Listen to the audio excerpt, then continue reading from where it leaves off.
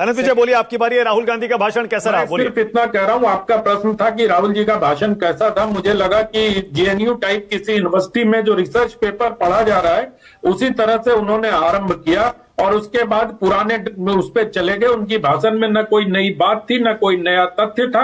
हाँ, जो लोग राहुल गांधी को देशद्रोही कहते थे उनको उन्होंने सामूहिक रूप से देशद्रोही अवश्य कहा। ये एक नई बात उनके उसमें थी। मैं बहुत देर से ये चर्चा सुन रहा था और सतीश जी जिस प्रकार से राहुल जी के सुर में सुर मिला रहे थे, बहुत अच्छा लगा आज मुझे। दूसरी बात मैं ये कहना चाहता हूं कि अभी बहुत चर्चा हो रही थी कि सीजेआई को इसमें होना चाहिए। जरा इन सब लोगों से पूछिए कि 2023 के पहले सीजेआई कहां थे? 2023 के पहले कौन करता था चुनाव आयुक्त की नियुक्ति? पहली बार नरेंद्र मोदी की सरकार ने चुनाव आयोग की नियुक्ति को फॉर्मलाइज किया है। उसके पहले लॉ मिनिस्ट्री से वो करके प्रधानमंत्री सीधा नाम भेजते थे और राष्ट्रपति उसका चुनाव कर लेते थे। तो ये इसकी चर्चा कोई नहीं करता। जो लोग कहता है कि सीजेआई को बाहर निकाल दिया, सीजेआई को बाहर निकाल दिया, उस प्रोसेस की तो बात करो। और जो अविश्वास की बात हमारे संपादक जी कर रहे थे, मैं उनसे बहुत विनम्रता से ये पूछना चाहता हूं कि 2009 का प्रसंग आपको याद होगा sir. N Gopal Swami chief election commissioner थे और उन्होंने नवीन चावला को हटाने के लिए अविश्वास के कारण कि इनकी इम्पार्शियलिटी क्वेश्चनेबल है, राष्ट्रपति को पत्र लिखा था।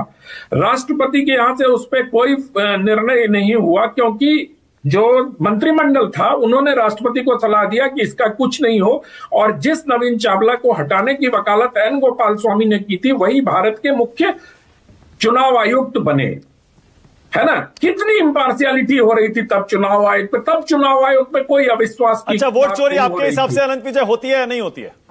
क्या सर? वोट चोरी होती है या नहीं होती है?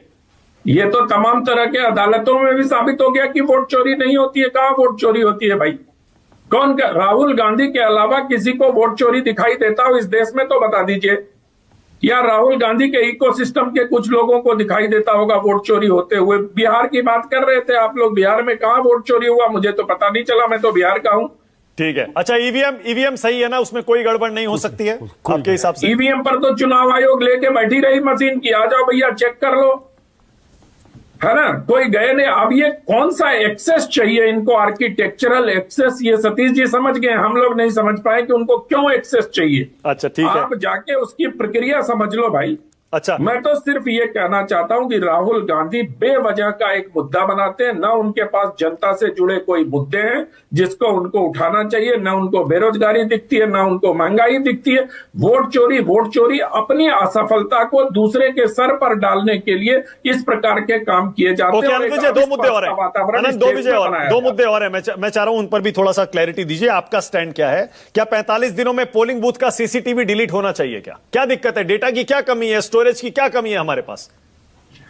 नहीं, ये इसका निर्णय चुनाव आयोग ले सकते हैं, इस पे मेरी कोई राय नहीं है। क्योंकि चुनाव जो शंका की बात है, जिसको अपने निर्वाचन पर संदेह है, 45 दिन में तो वो कोर्ट जा ही सकता है ना।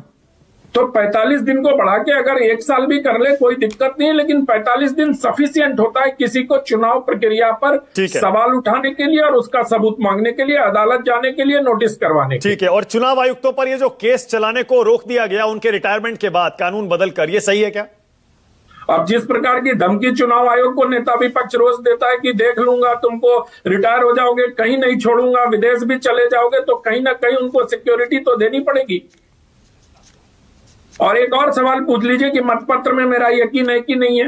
हाँ, बोलिए ना।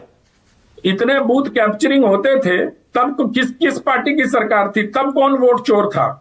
किसी ने बताया है क्या? 70 साल तक हमने देखा है, 60 साल तक वोट चोरी होते हुए, कामेश्वर सिंह से लेके और तमाम तरह के बूथ चोरी होती थी। तब तो पूरा बूथ चोरी हो जाता था सर। वोट तो बहुत दूर की बात है। अच्छा,